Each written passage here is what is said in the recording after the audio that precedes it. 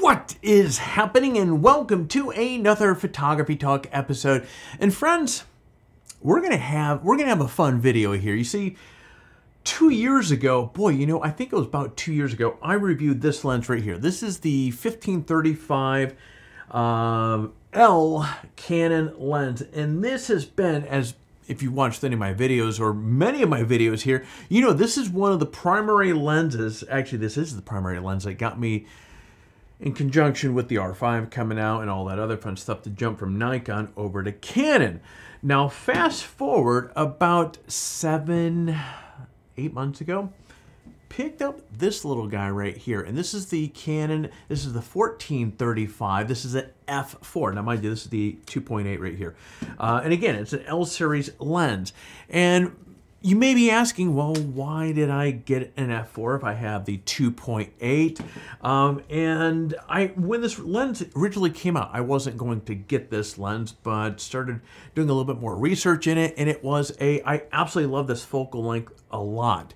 And when I go heading out into the field and so forth, this one is usually religiously on my R5. Now, the R6, which is usually my primary camera, nearly always has a 2870 on it. That's an f2. That's a monster of a lens. And so at first I was thinking about picking up another 1535 2.8, but I decided, you know what? Let's give, oops, knocked the lens hood off. Let's give the f4 a go here. It's pretty close to the same. You get a little bit wider field of view with this one, and there are some selling points. There's some pros and cons that go along with this one here. And the question that we're going to be addressing in this video here ultimately is, if you're going out there buying a lens, for example, and there's a 2.8 version available and there's a f4 version available, which should you get? And this is a really good question, and one that many people ask me on a pretty regular basis. Should I go with 2.8? Should I go with the f4 or some of the other variants that are out there available? Now, there are tons of reasons why a 2.8 lens is an ideal option, but on the same note, friend, there are also a ton of reasons why the f4 is such a good option as well. So in today's video, that's what we're going to be discussing. We're going to be discussing the pros and cons to each one of these. That way you can decide which option fits your needs. But before we dive into all of this goodness, friends, look, we put videos like this together to help you.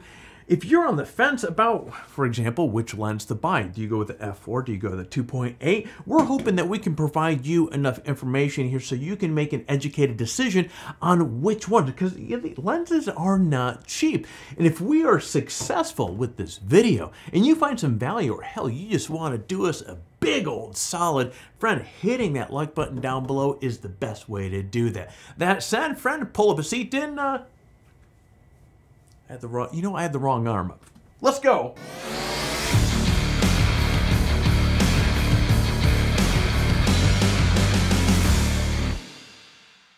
Now, before we get into the meat of today's video, I do want to give you a little background on these lenses that I mentioned a moment ago that I'm going to be using for demonstration purposes. Now, I mentioned I have the 1535 2.8 L IS USM.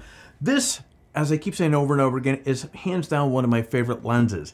Now, I also have the Canon RF 14-35 f4 L IS USM, which is a fantastic lens in its own right. Now, I choose these lenses for a couple reasons. First and foremost, one is a 2.8 lens and the other, hey, it's an f4. So comparing these two is, hell, the whole premise behind this video that you're going to watch here. Second, they have very similar focal lengths and optical quality. Both are L series lenses and both have image stabilization and both have USM motors. So I have a lot of control built in to limit the differences in the sample images to the difference in aperture. And perhaps most importantly, I already own both these lenses, so it's easy for me to grab these things and experiment with them, which is exactly what I've been doing over the course of the last 6 months. Now, as I mentioned a moment ago, go, these lenses are very similar. Now you get virtually identical focal range between both the lenses. Matter of fact, both lenses are a L series optics, image stabilization, and have USM motors as well. Now the layout of the focus, zoom, and control rings are also identical, which makes it really nice. Now both lenses have 16 elements in 12 groups. They're weathered seal bodies and have metal mounts. So this means that both of these are extremely rugged and can stand up to the rigors of frequent use. Now, as I will mention a couple times, I'm primarily a landscape photographer, so having the upgraded optics and weather sealings are a must-have. Now, both of these have 9 rounded aperture blades, similar field of view, and both have full-time manual focus as well. So from these perspectives, these lenses have, man, a lot in common, but there are obviously some significant differences as well. Now, obviously, the 1535 2.8 has the advantage of offering one more stop on aperture scale. So as a result, the 2.8 has a improved low light shooting capabilities and offers the ability to get a shallower depth of field with larger bokeh. Now, that isn't to say that the f4 sucks in the bokeh department. However, the 2.8 just, let's be real here, does a better job. There are other important differences between these lenses as well. Now, talking about weight, the 2.8 is much heavier at 1.85 pounds as compared to 1.2 pounds of the f4. Now, the 2.8 is also, look, as you can see side by side here, it's clearly a bigger lens. Now, this thing measures 3.48 inches by 4.99, whereas the f4 lens measures 3.3 by 3.9. Almost called it a 4, but anyways, it's 3.9 inches. So, but you can visually see between the two here, there is a significant difference between from a size standpoint. Now, up front on the lens here, let's pop these things up. You can see the difference in size as well. The 2.8, this takes a 82 millimeter filter thread, while the f4 uses the 77 millimeters. Now, the 2.8 lens also has a larger maximum magnification of 0.21x. Now, the f4, I mean, it isn't terribly behind this, but this has a maximum magnification of 0.38x rather. Now, there's also a big difference in the minimum focusing distance as well. The 2.8 can achieve a minimum focus distance of 11.02 inches, while the f4 is just 7.9 inches. Now, of course, one of the biggest hands down differences between these lenses is the price. The 2.8 is going to set you back $2,399, while the f4 is going to give your wallet a little bit of a break, and this thing's priced at $1,699. Now, the big question here is the extra cash worth the 2.8? So really, at the end of the day, the debate really falls down to two big things with these lenses. Are you willing to pay more money for one stop of light, and really, what are you going to be shooting?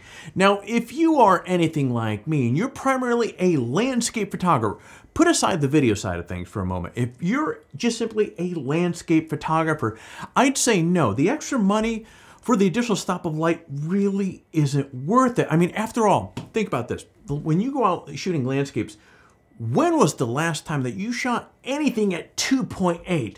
I know myself, I don't, with the exception of when I first got started in photography and just kind of tooling around, experimenting and understanding about aperture and all that other fun stuff, I don't think I've never shot a landscape at anywhere near 2.8. Matter of fact, most of my landscapes are, and I said this in the video when I was talking about this, are usually f8 to f16. Right in that window right there, actually f8 through f11 is, for the most part, unless it's bright-ass sunny day out, I'm usually pegged between those levels.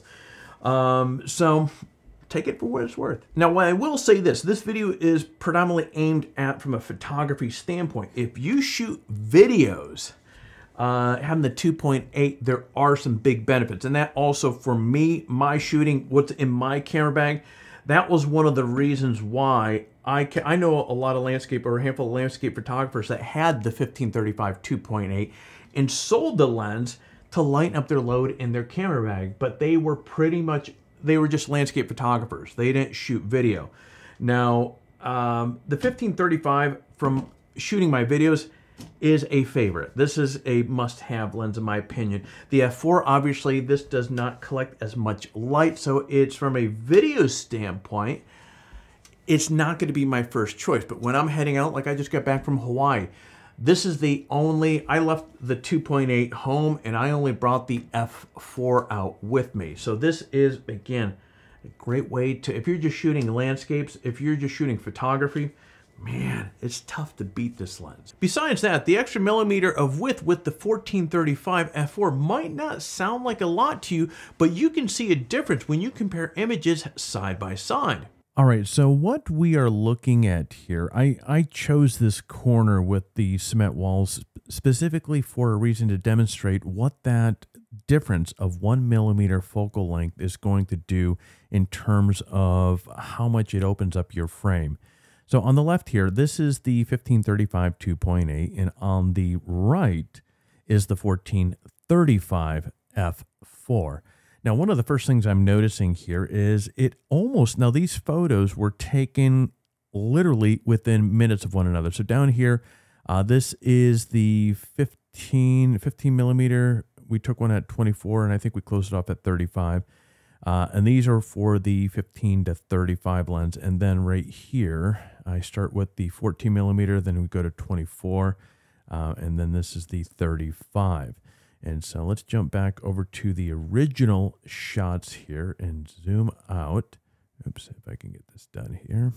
Right-hand side is 14 millimeter, and we can see it's wide open, and this is the 15 millimeter right here, and this is wide open. So there's two things that I'm noticing here and the differences of these shots. Now, the camera settings were exactly the same. I didn't touch the camera settings one bit at all. This almost looks a little bit more green, and it looks a little bit more saturated. Again, this is the 1435 on the right, and if you look at right here, this line right here on the 1535, there it is right here. So you can see there's actually a little bit more distance here, and you can see that kind of a little bit more noticeable here. On the left of the 1535, here's that line right here, and you're getting a little bit more distance over here. So you can see, even at a close proximity here, you're getting much wider frame. Now this brings me to the second part. What are you going to be shooting? Now, if you're a portrait photographer, the 2.8 might be well worth it as well. Now remember, that part that makes the 2.8 such a great lens is the shallower depth of field it can achieve in the bigger bokeh that it can produce. Now, obviously, there are other factors that impact quality of bokeh, but all else being equal, you can probably find that the 2.8's bokeh is much more pleasing to the eye than that from the f4. Now we're going to take a quick look at the differences with these lenses. Wide open. So on the left again, we have the 1535. This is wide open at 2.8. And on the right, we have the 14 to 35 wide open at f4. I'm going to zoom in. And I was zooming in on this flower right here. There was a little bit of a breeze going on, but it should work well for us. So we can see the detail that both of these provided on this. You can notice a difference in the background, that bokeh, and right here with the 2.8, it's a little bit more blurred out, of course, than what we're seeing here on the right-hand side with the 1435.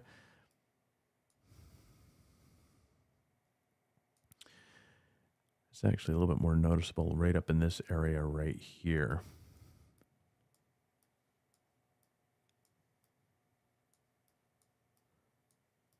But again, overall, both of these lenses, as you can see here, really did a great job locking onto this. And again, that 1435, for whatever reason, the colors out of that look a little bit punchier than those out of the 1535. Now, that could be me, but looking at this, that's what I'm observing.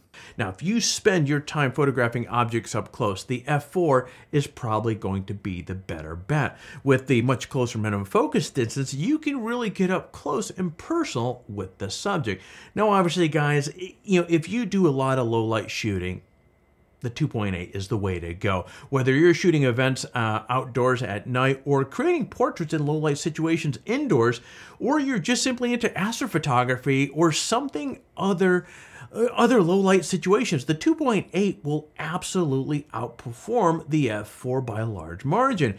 So in addition to portraiture, if you do a lot of street photography or wedding photography, having that extra stop of aperture with the 2.8 lens will allow you to keep that shutter speed up in order to prevent motion blur. And when shooting test images at f4, both lenses produce very similar results. Nice, sharp images with little evidence of distortion. What's more is they appear quite sharp from edge to edge. So from that point of view, you get nice results regardless which one of these lenses that you use. So both are at 24mm now. Let's zoom in here. Whoops.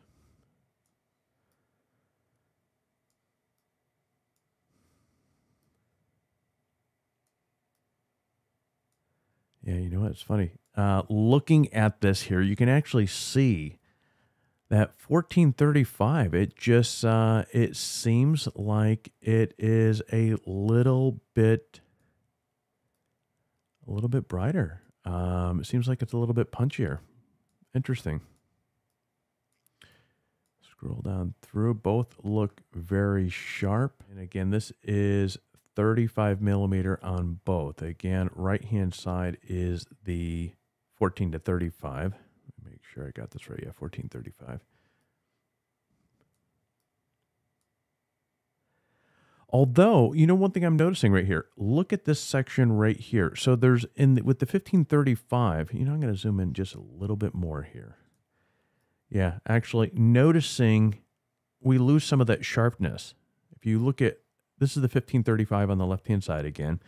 The 14 to 35, you don't have as much detail of that porous concrete in the background there. So while it does present itself a little bit brighter, it seems that you don't have as much of the detail of that, that cement in the background. And just to clarify as well, when I said I didn't touch any of the settings, so I kept the focus. I had the focus center in the same spot with both of these shots. So when I swapped lenses, the only thing that I did is I just hit the back, the focus button once, had it lock on to what it had previously done with the other lens, and took my shot. So other than that, there's no interaction with the camera itself, obviously, you know, other than hitting the shutter button in itself. Now, one thing I just noticed here as well. Yeah, look at that. Actually, with the 1435, you can see that you're getting a little bit of, see this line right here? Now that we're zoomed in, it's pushed out, whereas with the 1535, it's a little bit straighter. We're getting a little barrel distortion going on here as this is kind of zooming, as this is kind of being pushed out a little bit. So, I mean, it's not terribly bad, but definitely, you know, there's a little distortion taking place here.